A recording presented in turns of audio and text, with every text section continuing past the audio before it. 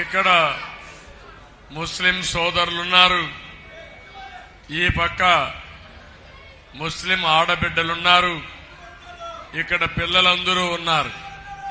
మిమ్మల్ని అందరినీ చూస్తే నాకు ఎంత ఆనందం ఉప్పొంగుతా ఉందంటే నా జన్మ సార్థకమని నేను మీ అందరికీ విజ్ఞప్తి చేస్తున్నా. మనందరిలో ఆశలున్నాయి, కోరికలున్నాయి, మనం బాగుపడాలనే ఆలోచన ఉంది. అందులో కూడా ఈ పిల్లల భవిష్యత్తు బంగారు భవిష్యత్తు కావాలని మా తల్లులు కోరుకుంటున్నారు. అదే మరి ప్రతి ఒక్క తండ్రి నా బిడ్డ కూడా ఆనందంగా ఉండాలని మీరు కోరుకునే పరిస్థితిలో ఉన్నారు. ముస్లిం సోదరి సోదరమంటాన్ని గుర్తొచ్చేది నమ్మకం, ధైర్యం, కష్టాన్ని నమ్ముకునే జీవించే మనస్తత్వం మీ అందరిది. ఏ ముస్లిం సోదరుడు కూడా సోదరిమణి కూడా మిగిలిన వారి కంటే సమానంగా అవసరమైతే ఎక్కువ కష్టపడే కష్టజీవులు మా ముస్లిం సోదరి సోదరిమణులని చెప్పి నేను మీకు తెలియజేస్తున్నా. అన్ని రంగాలలో మీ యొక్క ప్రాధాన్యత ఉంది, సమర్థనీయంగా మీరు పనిచేస్తున్నారు.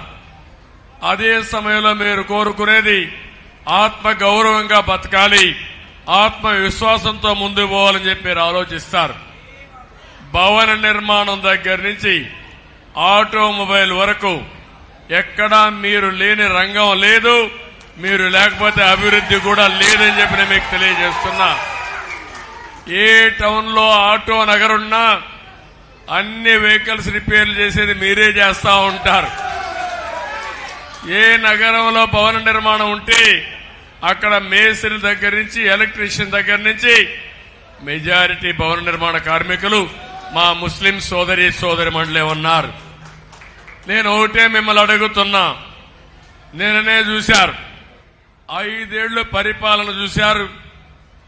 అదే మరి 2014, 19 5 ఏళ్లు నా పాలన చూశారు. 95 నుంచి 2004 వరకు నేను ముఖ్యమంత్రిగా పరిపాలన చూశారు. నేను అడుగుతున్న ఒక్క విషయం, ఇక్కడ ఉండే వాళ్ళందరినీ, తెలుగుదేశం పార్టీ హయాంలో మీకు న్యాయం జరిగిందా? వైఎస్ఆర్ కాంగ్రెస్ హయాంలో న్యాయం జరిగిందా? ఈ ఒక్క క్వశ్చన్కి నేను అడుగుతున్నా. ఇప్పుడు మిమ్మల్ని అందరినీ మళ్లీ మనస్సాక్షిగా చెప్పండి, తెలుగుదేశం పార్టీ హయాంలో మీకు న్యాయం జరిగిందా లేదా అని అడుగుతున్నాను. జరిగిందంటే చేతుల పైకెత్తండి. అది మీ విశ్వాసం. ఇప్పుడు కూడా పరిపాలన అనేది ప్రజా రంజకంగా ఉండాలి, ప్రజల కోసం పరిపాలించాలి. స్వార్థం కోసం దోపిడీ చేసి ప్రజల్ని మోసం చేస్తే ఎక్కువ రోజులు ఆ మోసాలు సాగవు. అందుకే మీరు చూడండి, 2014లో విభజన జరిగింది, ఆదాయం లేదు రాష్ట్రానికి, 16,000 కోట్ల రూపాయలు డెఫిసిట్ ఫైనాన్స్ ఉంది. తెలంగాణ కంటే తలసరి ఆదాయం తక్కువ ఉంది, కానీ నాకు మనస్థిమిత ఉంది, మనోధైర్యం ఉంది. చేసే సత్తా ఉన్న పార్టీ తెలుగుదేశం పార్టీ. ఈరోజు హైదరాబాద్ నగరం ప్రపంచ పటంలో ఉందంటే దానికి కారణం నేను చూపించిన చొరవే. ఆ విషయం మీరు గుర్తుపెట్టుకోవాలి. హైదరాబాద్ లో ఉండే ముస్లిం సోదరులు దేశంలో ఉండే ముస్లిం సోదరుల కంటే బాగున్నారంటే ఆర్థికంగా, అది ఆ రోజు నేను వేసిన ఫౌండేషన్. ఆ విషయం కూడా మీరు గుర్తుపెట్టుకోవాల్సిన అవసరం ఉంది. అయితే ఈరోజు నేను అడుగుతున్నాను, మేము ఎన్నో సందర్భాలుగా ఎన్డీఏలో ఉన్నాం.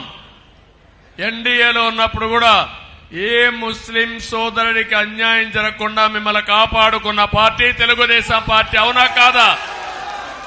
ఎవ్వరికి అన్యాయం జరగలేదు. అదే మరిగా ఎన్టీ రామారావు గారు వచ్చిన తర్వాతనే ముస్లిం సోదరులకి ఫైనాన్స్ కార్పొరేషన్ తీసుకొచ్చారు.